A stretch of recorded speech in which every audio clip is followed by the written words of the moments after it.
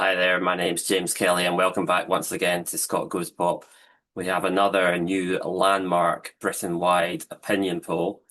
Uh, in my previous video, I raised the issue of whether Labour's position might have got slightly worse recently. The opinion poll at the weekend suggested that it had done.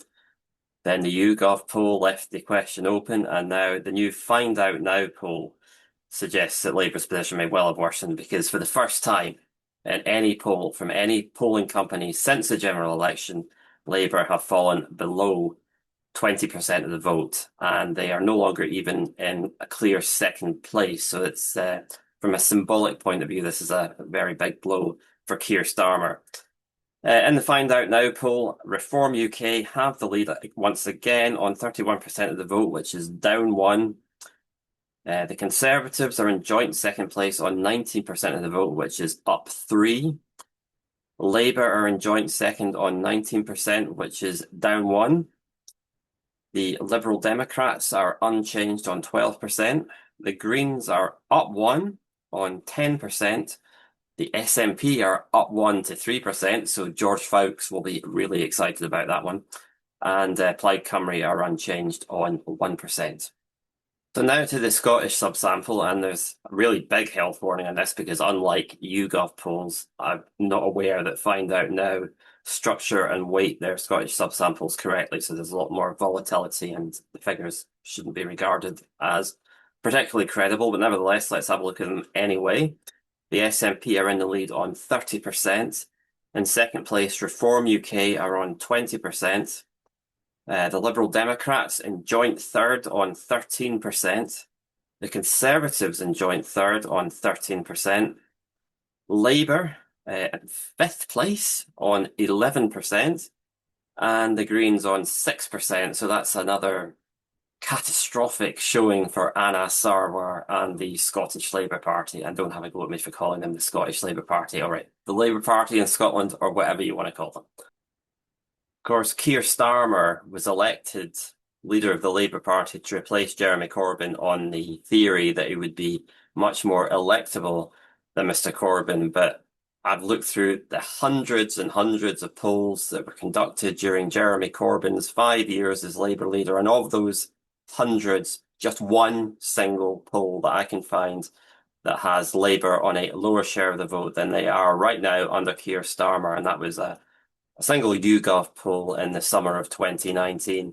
So the whole basis for Starmer and his wing of the party being in control has effectively fallen apart. I suppose they would argue that it's harder to maintain a good vote share when you're in government rather than when you're in opposition, and it's Jeremy Corbyn was never going to face that problem, they would say. But, it's not common for governing parties to fall below 20% of the vote. So this is they don't really have much of a leg to stand on here.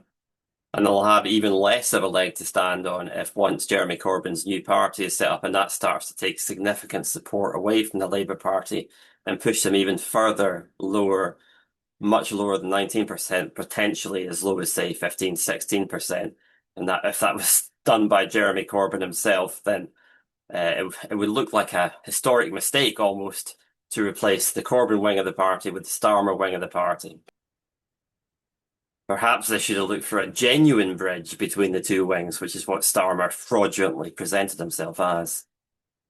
If you'll indulge me, I'll just change the subject completely before I go because I have an Edinburgh Fringe recommendation for you. I went to see a play on Monday, I think it was, and it's a Scottish production, which is always refreshing because only a minority of Fringe productions are Scottish.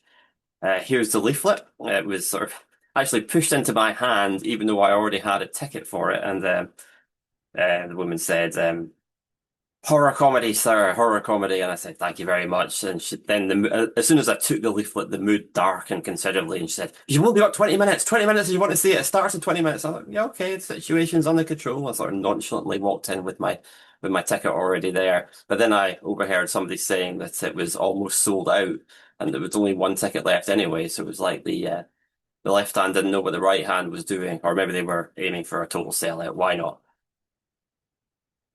So I'll just read it out to you. Ailsa and Sean, a young couple in love, a romantic hiking trip, and one question. Who is Whispering on the Mountain? Devil's Point is an experimental folk horror play weaving stories from the Cairngorms region with the pressures of modern-day relationships.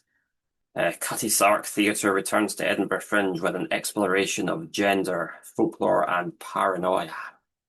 And it's got shadow puppetry in it, which is very moody and effective. The two actors take turns in performing the puppetry themselves.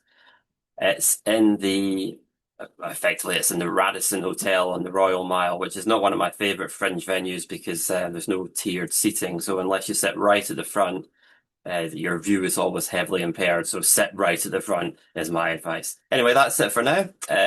Thank you for indulging me with the Fringe recommendation, and please subscribe to my YouTube channel if you haven't already. I'll see you later.